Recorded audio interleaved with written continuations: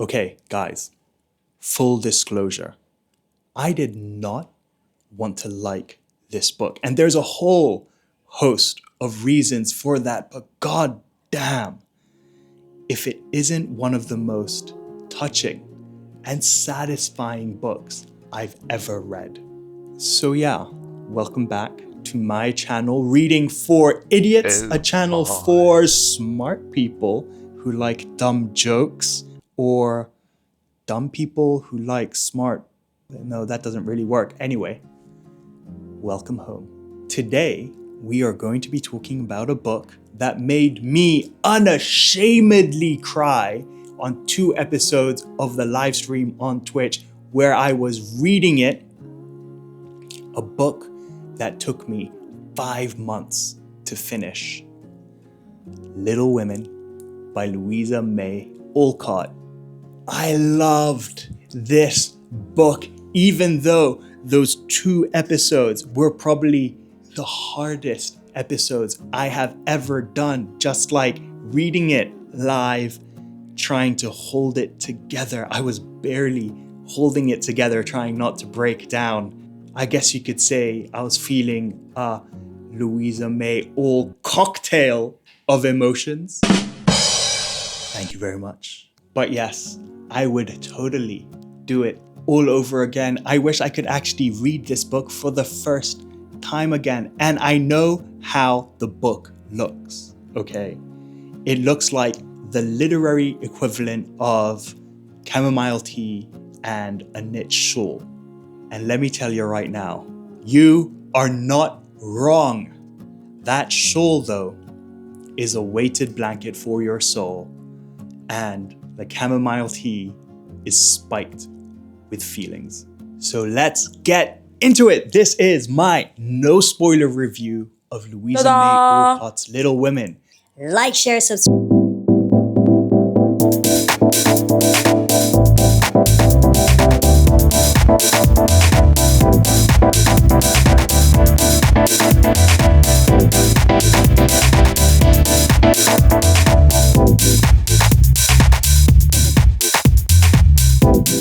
Let me just get it out there and over with. Little Women is a very Christian book. And I mean like God and morals and Be good, my little children. kind of Christian. And at times it did feel like it was co-authored by, I don't know, Jesus and like a 19th century Pinterest board or something. And yes, it's also kind of formulaic. There's a rhythm to the moral lessons, and that Christian kick drum strikes every chapter. And it goes something like, one of the girls wants something harmless, and she does a mildly dramatic thing, and then she gets punished by life, and she learns a good old Christian lesson, and she grows as a person. And now, was that tiresome to begin with? Emphatically, yes, especially in the beginning. And when I was reading it out live, at times it was tedious. Like, okay, we get it. Be kind. Share your bread. Don't be a bitch to your sister, even though she fucking deserves it. And you know, in the beginning, it really did feel like I was being Sunday schooled into submission. A little bit. But I have to say, about 100 pages in, maybe less than 100 pages in, I found myself, like just out of nowhere, I found myself really invested in these characters. Gay! I don't know how it happened. And consequently, it didn't really feel like I was being preached at anymore. Actually, I lie. I know exactly how it happened. Louisa May Alcott used my pride and my prejudice. That was deliberate, thank you. She used it against me. She used it as a smokescreen to smuggle in some serious character development through these rhythmic moral lessons every chapter.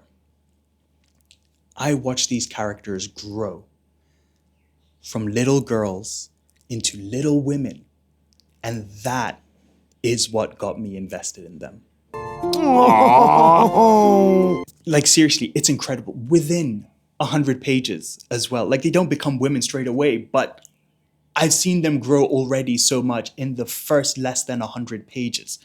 Each one of them is distinct and unique and not in some focus groupy, let's cover every archetype kind of way. This one is gay, this one is black, this one is Asian kind of way. But genuinely, these March sisters had different characters, different spirits.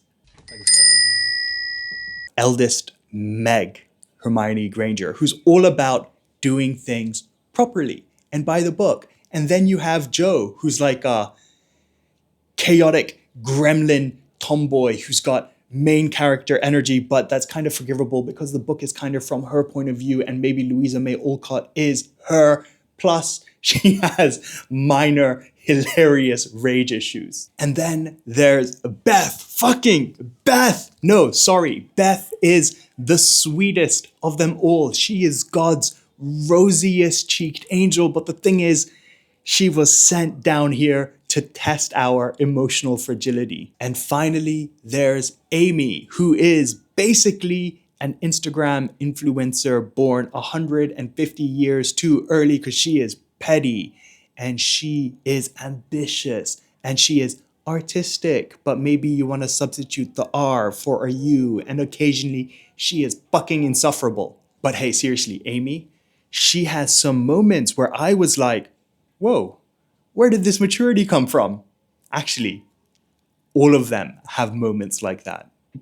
But they're just so real because they fight, they argue, they grow, they laugh, they cry, they mess up, and then you see them sincerely, like genuinely sincerely try to do better, and then they just shit the bed again.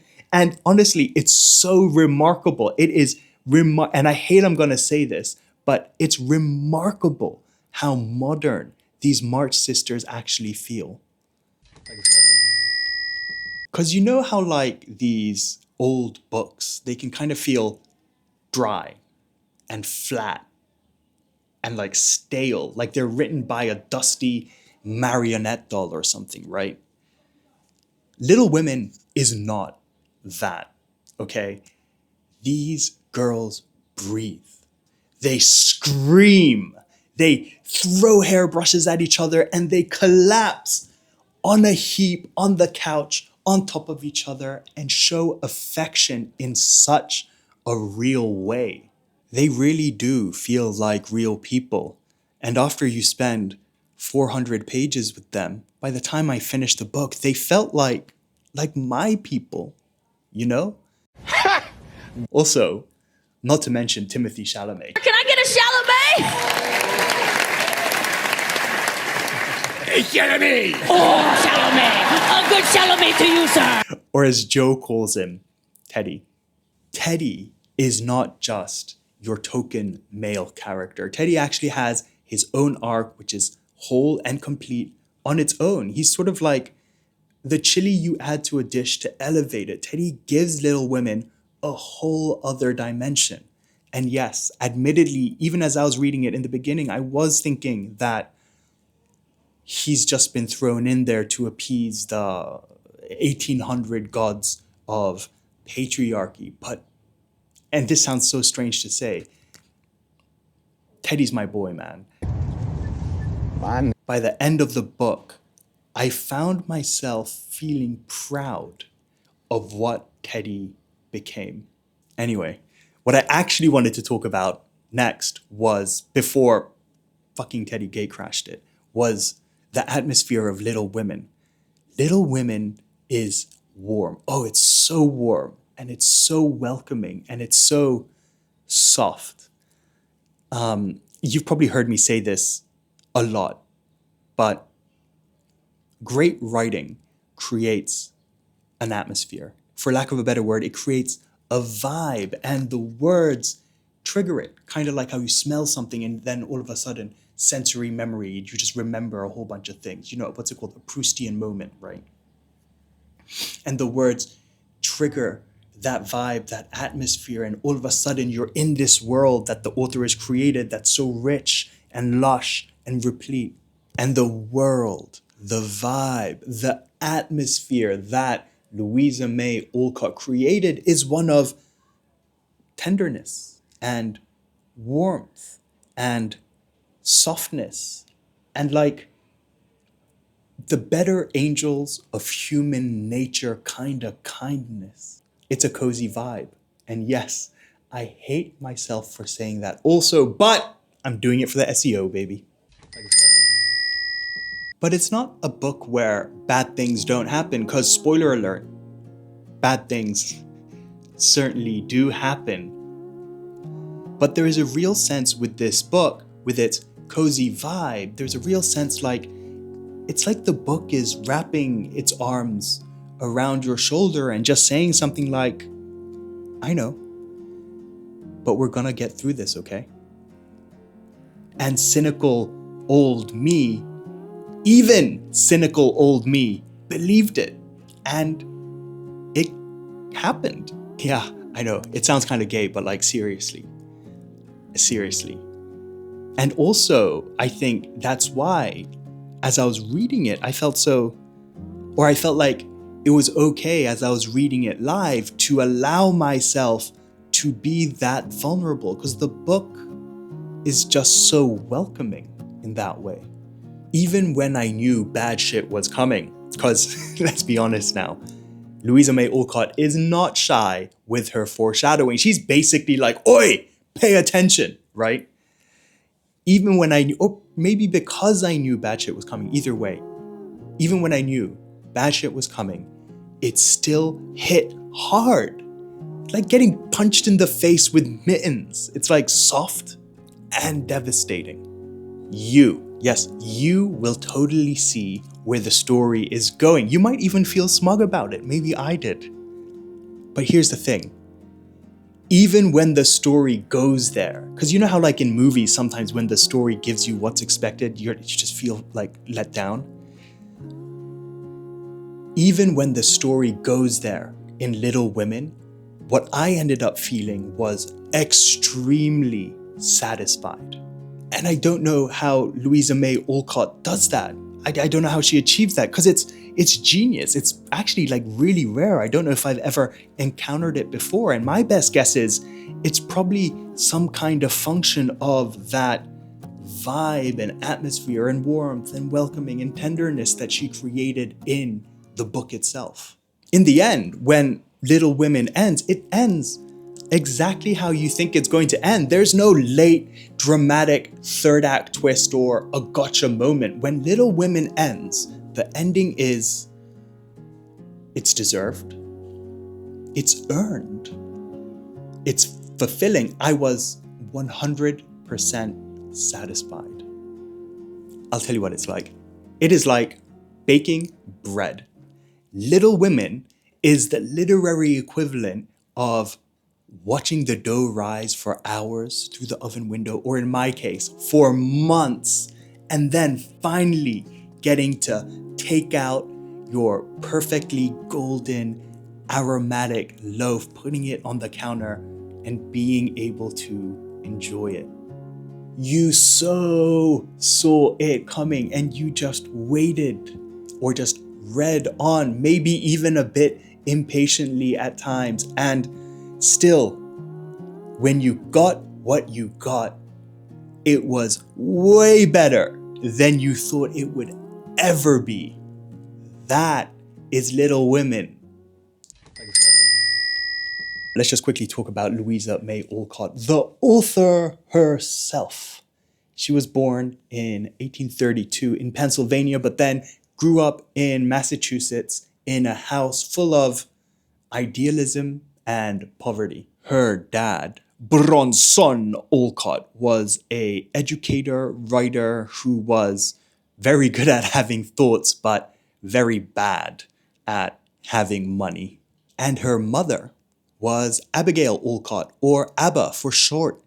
Abba was pretty much the main breadwinner of the family. She ran boarding houses, she was a teacher, she was a social worker, whereas Bronson once tried to start a vegan commune.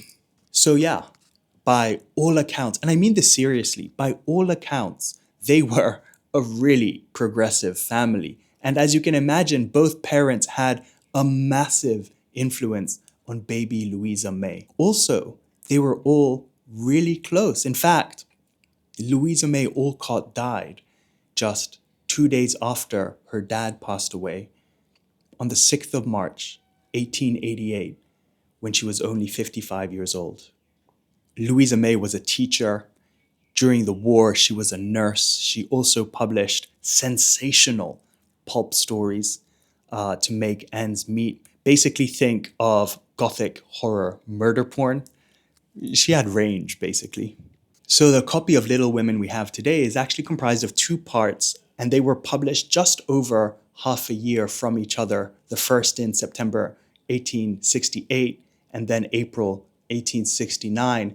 And the thing is, Louisa May Alcott didn't want to write it. She'd much rather stick to her pulp fiction, sensational pulp fiction, gothic horror murder porn. She thought that domestic stories of women just wasn't that interesting. And apparently her publisher had to practically beg her to write it.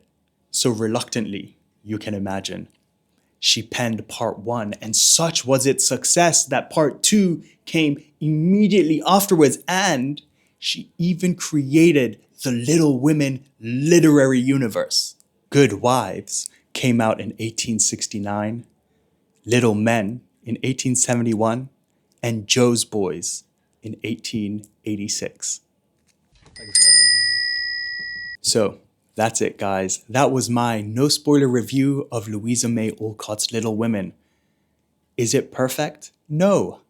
Some bits are a bit slow, it moralizes a bit hard, the sentimentality verges on saccharine, and for my liking, there is a tad too much Mother Knows Best energy. But do I care? Also, no. This book got under my skin and into my heart in a way that very few books have. It made me want to be kinder. It made me want to call my mother, seriously. And when Little Women got to my heart, it broke it in the nicest possible way. And if there are any other books that made you feel the same way, let me know down below. I'm always free for a spot of literary therapy. Play that like button like a piano. Share this video with all your friends and your family. Subscribe if you want more tonally confused videos. Reviews and bookish content go up every Wednesday. Live readings on the weekend. Otherwise, that's it. This has been Reading for Idiots. Like, share, subscribe.